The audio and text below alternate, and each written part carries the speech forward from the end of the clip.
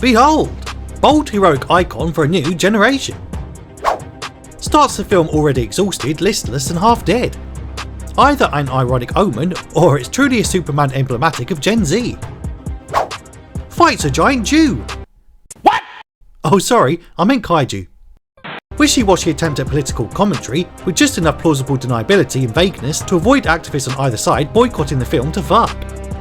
Yep, this is already a giant shit show and I'm all out of popcorn. Let's go! Full recap starts now. So it opens on Superman already battered, like a chicken patty on a corner shop floor at 3 AM. My brother in Christ! It's your big reboot, and you start the film looking like you lost a fight with the Marleys on a Friday night in Brixton. Fix up, look sharp! Krypto the Superdog jumps around on his shattered ribs. Yeah, cheers bruv. Nothing says Man of Steel like getting paralysed by a cosmic mutt. And this is all after the leftist meme style introductory wall of text describing the off-screen backstory, mind you. Meant to be an audio-visual medium, can't even afford a narrator. Fuck's sake, Gunn. So he's dragged off to his secret ice fortress like a piece of meat. Man's got a whole ass Arctic palace and still won't let the Metropolis homeless doss there. Gah, selfish twonk. Just toss a few of them crypto crystals around New York and you could get them smelly hobos off the streets faster than a Z Ping visit to North Hollywood. Fact check. That's true. Anyway, robots fry him under a giant fuck-off sun lamp. Yeah, cure him with turbo skin cancer, why don't you? That'll help the NHS waiting list in a few years. Well, at least he's already got a bed, I suppose. And the Superman robo-nurses just can't believe his alien bladder, kidneys and intestines are all totally fucked worse than even the internal organs of Charlie Sheen or late noughties Ozzy Osbourne. But luckily, he has a hologram mum and dad with a corrupted message what he plays on repeat, given he's a man-child in a serious state of arrested development. Only part that works is them telling him to be on his best behaviour. Rest his static and tongues.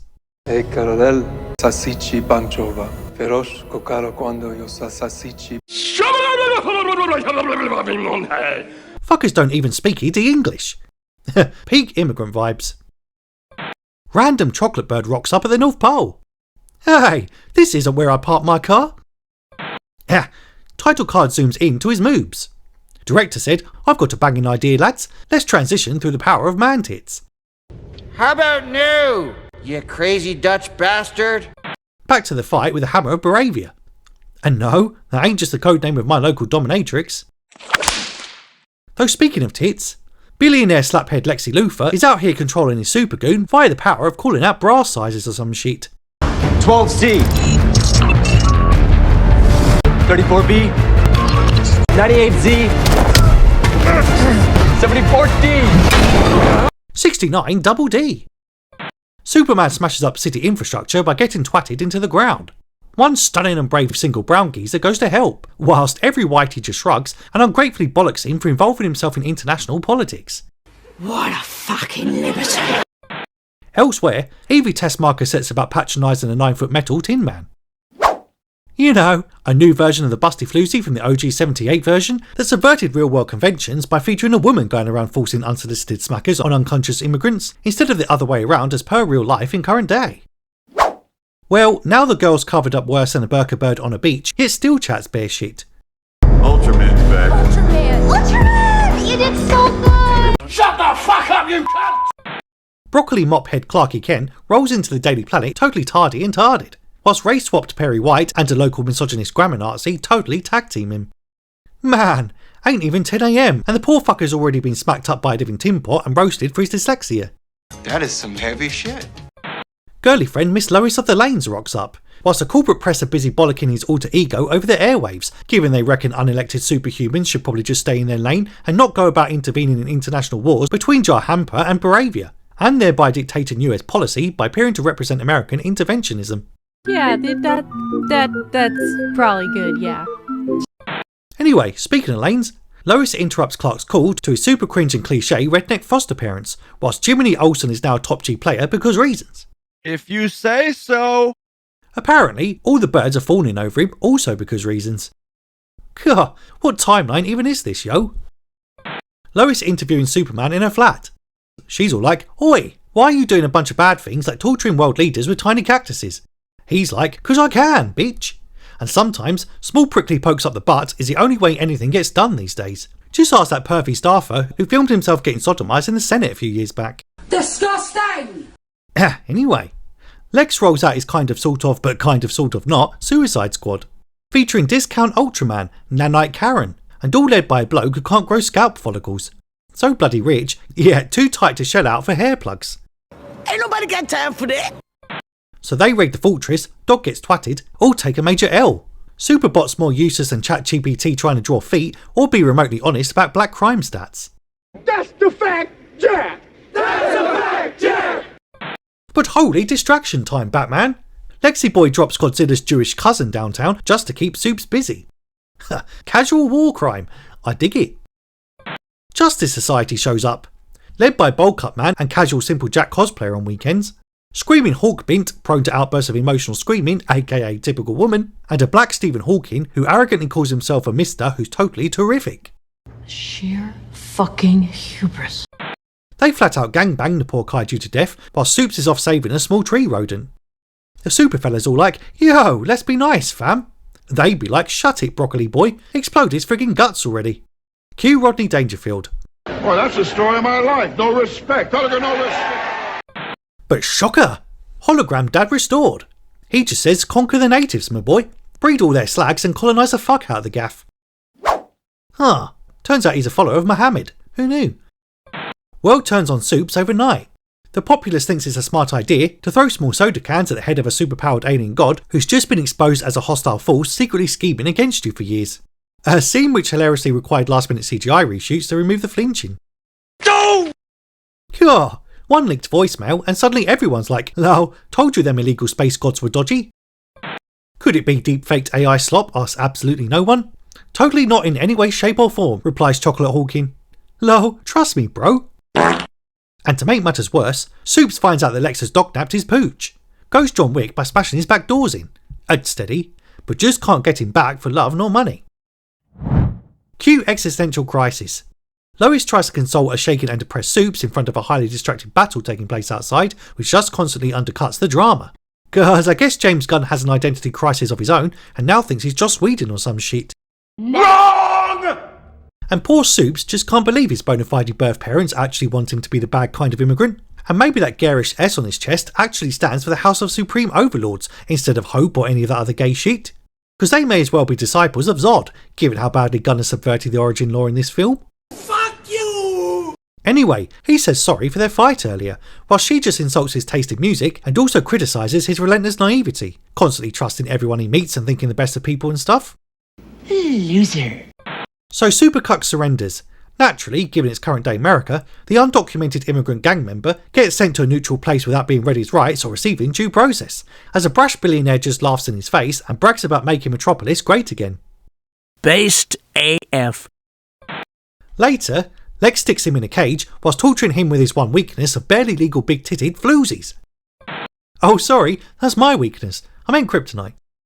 Anyway, human Play-Doh Man is crying because Lex is a big fat bigot and won't use his pronouns or his real name of Metamorpho. Mainly because it's stupid. And also because Luther's out here trying to extract info out of his naughty would-be alien coloniser by threatening the life of an actual coloniser. And totally ends up shooting the innocent spice muncher from earlier in the noggin. Which naturally makes the big blue anti-racist leak salty water fluids from his eyes. Aww. Elsewhere, Lois does a trucy team up with the terrific Mr. Black Hawking Down fella as they set about hacking a portal to save her bae and the day, while Soups is spurging out in his cell and getting a whole heap of radiation rubbed in his face. Gah! Man's gonna need a whole lot of chemo to fix this shit. Superman saves Metamorphotard's CGI baby, what's somehow rendered worse than even ones from the friggin' Flash movie. That's impossible! So he then of course decides to repay him and immediately help Superman out. Now he realises Lex is just a far-right Nazi fascist bigot guy who irrationally hates Pajeets. Naturally, human boob Lexi Luth is proper pissed. He can't believe Metamorpho has now become his arch-enemy's Metamorph friend. Promptly throws a tantrum and also a small cup at Eve's legs. Was that really necessary? So Evie promptly snaps and sends her ex-squeeze Jimmy Tate a whole bunch of nudes or some shit. Doesn't see that he has her down as mutant toes in his phone book. And lucky, or else that'd be the last bloody foot pick he gets, the ungrateful git. Yes, Queen, slay! Pa Kent Porch talk. Yep, good old Pa Kent.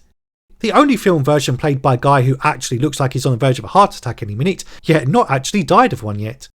Weird. Son, your real dad's a real dick, so ignore him. 'Cause you got the power of a god, pal. And you don't have to listen to a pair of long dead ghosty goody spooks what want you to take over the world and splooge in as many women as possible, no matter how dope AF that actually sounds when you say it out loud. So pull yourself together and get over it already. Anyway, Jimmy gets on the blower with Lois and promptly tells her that he momentarily got confused, thinking Eve wanted to blow his whistle sending him saucy pics, when really she was whistle blowing about all the bad things Lex has done, so they can go expose him to the public and media and stuff. Meanwhile, Jahanpa is about to get glassed again. Brown villagers pray for Superman to return, though they better be bloody careful what they wish for, or else they'll end up with a bunch of Brandon Ralph DVDs raining down on them from the dollar store bin. No, God! No, God, please, no! No! But Supes is too busy facing off with Ultratard and that engineering bird, and promptly gets smacked up by them both, including getting a swift kick to the bollocks for his troubles. Bruh. Lex then orders his goons to finally finish his arch-enemy, mainly by filling his lungs and body with nanites, and thereby driving his foe's reputation even further into the ground by making the poor fucker do blackface in broad daylight. Hate crime! Right to jail, right away. Superman vs Evil Clone. Yep, turns out naughty murderer killer Lexington Luthor only went and grew a bargain bin super freak in a petri dish using stolen DNA without the explicit consent of the owner, and thus bring a whole new meaning to being your own worst enemy. And before you can say, oh, why are you hitting yourself? The invasion of the Gaza border finally kicks off, and the retard gang, who don't have a single decent haircut between them, totally decide to assassinate foreign president and part-time Albert Einstein looky-likey champion for shits and giggles. No UN, no vote, just a straight-ass drop from the sky. Oh, that's cold. Anyway, the superhero who I guess thinks blackface is okay when they do it, berates Supes for taking a little siesta from getting the super stuff he knocked out of him by, well, himself. What? But yo, Superman yeets phony fakey clone bro into a black hole. All life is precious. Except super solar super clones, who will inevitably come back in the sequel as someone slightly more bizarre, I guess. Into the void with you, bruv. Yes, piss off! Soup saves the city, and also an ungrateful woman who crashed her car, from a giant fuck-off collapsing dimensional rift in space-time. Not even a bloody thank you. Women. Whilst Lex is monologued into boredom and just can't believe he's getting a moral lecture from a random foreigner in his own country before finally getting mauled once and for all by Krypto the Super Pooch. Hey James, Avengers 2012 called. What's its Loki ragdoll scene back, twonk? And I think poor Joss could quite do with a few more royalties these days, to be fair. Anyway, the Daily Planet gang celebrate despite having done the square root of diddly squat for the entire third act, except stupidly letting a woman drive who immediately crashed the motor. They never learn. Lex is then arrested before having a little cry, after getting a taste of his own medicine and having his reputation smeared in the media. Whilst we just sit and wonder, is there any male character in this movie who hasn't been reduced to tears and totally blubbed like a little bitch in this flick? I guess not! And also, how the fuck is Luthor even still alive after being mauled by a superpowered alien dog when a box standard pit bull regularly kills grown men? Oh, I don't know. It's James Gunn, so screw thinking and shit. Anyway, Jimmy reunites with old mutant toes and finally agrees to date her needy freakish arse again, while Supes and Lois sneak off to have a cheeky snog in the lobby of their work building. Literal office affair. Nice. Super special cameo time. Supergirl rocks up pissed as a fart. Exactly how and why when she's back under a yellow sun? Don't know. But Cousin K smashes through his roof after flying around sozzled, calls him a bitch in his own house, takes back the dog who also trashed the place, and just bloody flies off with barely a thank you. I feel like that's just rude. Anyway, he just can't believe he's now taken a massive L when he just had a massive win, and has now been mugged off, emasculated and insulted in his own gaff by a literal child and super spoiled and entitled super brat who he really should be stopping from flying home drunk. Well, that's the story of my life. No respect. No respect. Yep. Ultimate emasculation. Superman now left alone in his messy gaff with only his AI chatbots for company. Well, pretty relatable to be fair. Wow, what a movie. You know, I've never been one to go against the Second Amendment, but after seeing this utter shit show, I for one am now all for gun control. especially now he's effectively subjected that poor actress to the inevitable calls of "Hey Mutant Toes" in the street for the rest of her days. Fucking unreal. Right, Gaylords, that's the plot and that's your lot. Absolute hell of a reboot. Drop a like and sub if your safe space is in a shredder. Comment below what you want to see roasted next. And I'll reboot a classic comic book hero that now ranks the life of a phony fakey sentient clone of himself lower than that of a fucking squirrel with you in the next one.